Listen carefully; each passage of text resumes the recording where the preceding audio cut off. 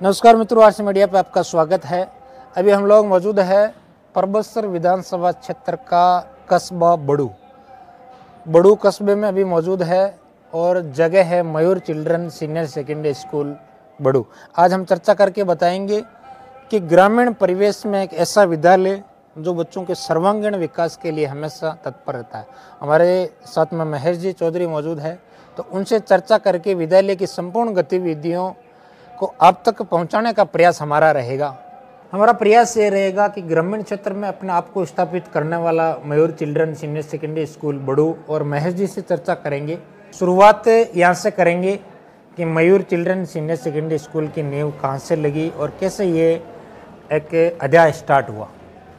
सर्वप्रथम तो मैं आरसी मीडिया के सभी दर्शकों को रावन्यास जी के माध्यम से बहुत बहुत धन्यवाद देना चाहूँगा कि अपना कीमती समय निकाल कर वो आए और संस्था के बारे में जानने का प्रयास कर रहे हैं, आप लोगों तक पहुंचाने का प्रयास कर रहे हैं। तो रावन्यास जी, आपके प्रश्न पे आता हूं, मैं संस्था की शुरुआत कैसे हुई जी। तो सन 97 के अंदर मेरे पिताजी जो वर्तमान डायरेक्टर साहब है परमाराम जी, उन्होंने संस्था की शुरुआत जिस जगह पे हम बैठे यहीं पे पीछे 2 कमरों से की थी। अच्छा। और 2 कमरे, और उस टाइम क्या होते थे, वही जो मारवाड़ी में बोलते हैं झोंपड़ियाँ होती थी, उनके अंदर की थी। और बड़ा संघर्ष का लंबा दौर रहा है ये, जो 27-28 सालों का रहा है।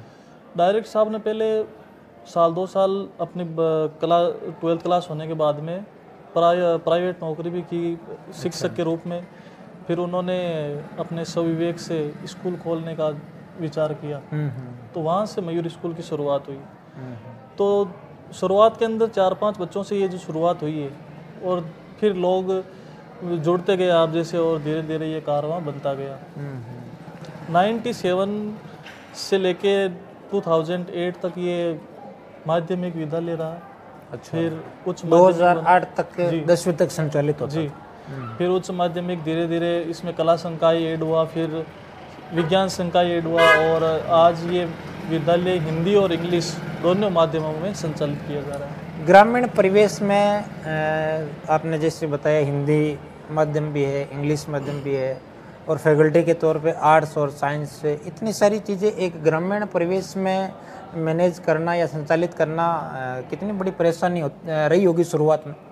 शुरुआत में तो परेशानी देखो रही है, लेकिन वर्तमान समय में भी ये सब काम करना एक चुनौती से कम नहीं है ग्रामीण परिवेश में जी। क्योंकि ग्रामीण परिवेश में सबसे बड़ी दिक्कत आती है अपने साथ लोगों की जो विचारधारा है, उसकी विचारधारा भी लोगों की मैच नहीं होती। उनको समझाना पड़ता है, उनको जागरूक करना पड़ता है इन चीज़ों के बारे में, और धीरे धीरे ये चीज़ें अभी सकारात्मक दिशा की तरफ जा रही है। तो उम्मीद है कि आने वाले कुछ सालों में ये बहुत अच्छे से काम करेगी और लोग इनसे लाभान्वित बहुत ज़्यादा होंगे। जैसे कि आपने बताया कि ग्रामीण परिवेश में क्या ऐसी बड़ी चीज़ें आप बाधक मानते हैं शिक्षा के क्षेत्र में या इस परिवेश में, ग्रामीण परिवेश से जुड़ी समस्या जो वास्तव में बाधाओं के रूप में आपके सामने आ रही है?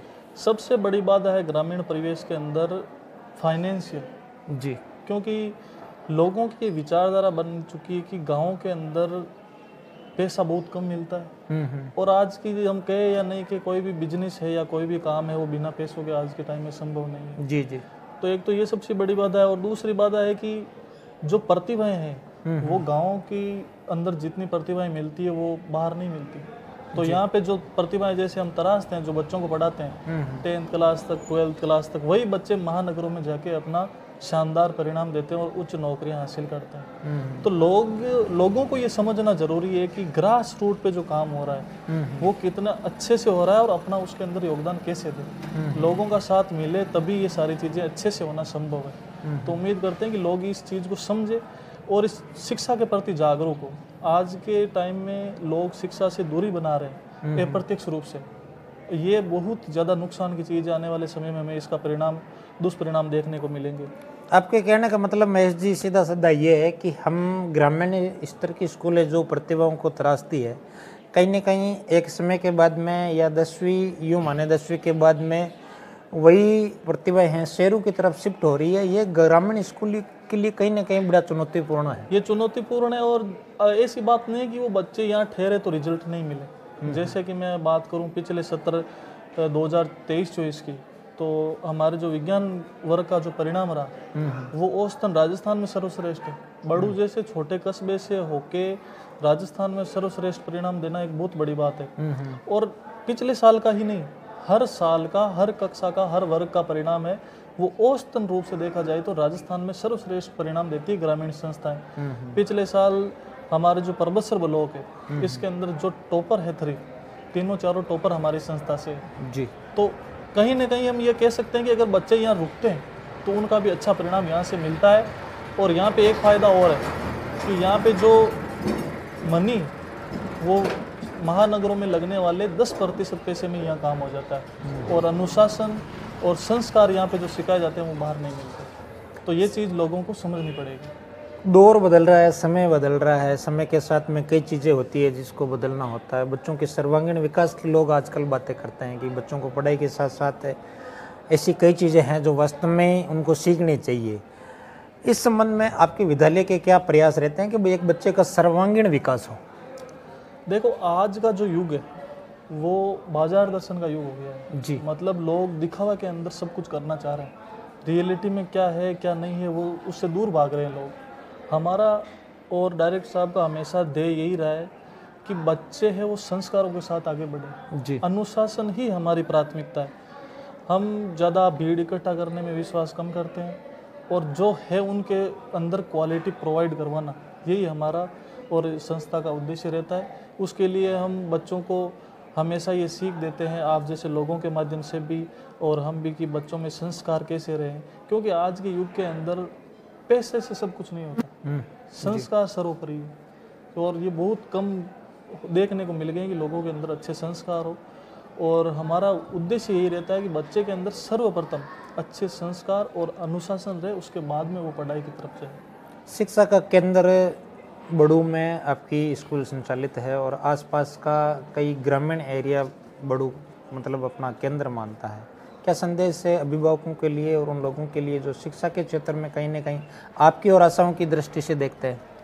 बड़ू हमेशा से, मैं सभी दर्शकों को ये बताना चाहता हूँ कि बड़ू काफ़ी सालों से परबतसर ब्लॉक के शिक्षा का केंद्र रहा है और बड़ू से बहुत अच्छे परिणाम निकले हैं। आसपास की संस्थाओं से अच्छे परिणाम निकले, सभी संस्थाओं ने अच्छा काम किया है। सभी संस्थाएं मिलकर अच्छा काम करती हैं तभी अच्छे परिणाम निकलते हैं। सभी लोगों से मेरा यही अनुरोध है कि आप शिक्षा को हल्के में ना लें। अपने बच्चों के अंदर आज के समय में जो आपकी जो बोल सकते हैं कि रियल जायदाद है वो शिक्षा है। बच्चा अच्छी शिक्षा ग्रहण करेगा, आगे बढ़ेगा, तो उससे अच्छा आपके पास कोई तोहफा नहीं है। तो आप बच्चों की शिक्षा के ऊपर ध्यान दें, उनकी संस्थाओं का चुनाव अच्छे से करें, आप स्वयं चुनाव करें। आजकल एक समस्या और हो गई है, संस्था चुनाव में पहले होता था कि गार्जियंस जाते थे, देखते थे और फिर बच्चे का एडमिशन करवाते थे। आजकल ये नया चलन चला है कि बच्चा खुद बोलेगा मैं वहाँ पढ़ूंगा। बच्चा खुद डिसाइड करता है कि मुझे वहाँ पढ़ना है। अब आप मुझे ये बताओ कि 10th क्लास का जो बच्चा है वो क्या डिसाइड कर पाएगा कि कौन सी संस्था मेरे लिए उपयुक्त है और कौन सी नहीं है। बच्चा देखता है मुझे कहाँ आनंद मिलेगा, कहाँ मनोरंजन के ज़्यादा संसाधन मिलेंगे। तो वो भी एक चीज़ कहीं ना कहीं रही है, मैं देखता हूँ फील्ड के अंदर भी लोगों को। तो संस्था का चुनाव आप जहाँ पे भी करें बहुत अच्छे से करें, सोच समझ के करें, अनुशासन सिखाए बच्चों को, अनुशासन के गुण अपने घर पे भी बताए। सिर्फ विद्यालय ही सब कुछ करे इसके ऊपर डिपेंड नहीं रहे और अपने बच्चों की मॉनिटरिंग भी अच्छे से करते रहे। एक अंतिम सवाल, तकरीबन 25-26 साल से संस्था संचालित है बड़ू में, कोई ऐसे अचीवमेंट, उपलब्धियाँ जो आप बताना चाहेंगे कि इन 25 साल में हमने ये अचीवमेंट एक संस्था के तौर पे अर्जित किए? संस्था के तौर पे 97 से संस्था की शुरुआत हुई। उसके बाद में लगभग 5-6 साल पहले जो मेरिट सिस्टम था जी वो बंद कर दिया। जो मेरिट सिस्टम बंद किया तब तक लगभग 20+ जिला और राज्य स्तरीय मेरिट मयूर स्कूल बड़ू ने दी है। और उसके साथ ही एक बार ग्रामीण क्षेत्र में संपूर्ण राजस्थान में प्रथम स्थान प्राप्त किया कला संकाय में, जिससे विद्यालय को कंकुबाई जोशी अवार्ड से सम्मानित किया गया। और आज के समय में ऐसी कोई नौकरी नहीं है जिसके अंदर मयूर स्कूल का पूरे विद्यार्थी नहीं हो, चाहे वो RS हो, चाहे देश की टॉप IIT हो, IIT बॉम्बे हो, या फिर कोई नीट की संस्था हो। सभी संस्थाओं में बच्चे गए हैं और सभी नौकरियां बच्चों ने हासिल की है। लगभग एग्जैक्ट आंकड़ा नहीं होते हुए लगभग अनुमान के रूप से 800 प्लस बड़ू जैसे कस्बे में छोटे से स्कूल से 800 प्लस सरकारी नौकरियां, और बहुत सारे सरकारी नौकरी भी नहीं, जीवन में सफल होना सरकारी नौकरी नहीं है जी जी। लेकिन प्राइवेट बिजनेस में भी सैकड़ों सक्सेस हुए हैं। मतलब संस्था का ट्रैक रिकॉर्ड बहुत अच्छा है और हर साल बहुत लोग, बहुत बच्चे 90+% प्राप्त करते हैं, और औसतन जो रिजल्ट है वो हर साल सर्वाधिक रहता है संस्था का। चलिए महेश जी, जानकारी देने के लिए आपका बहुत बहुत आभार। बहुत बहुत धन्यवाद।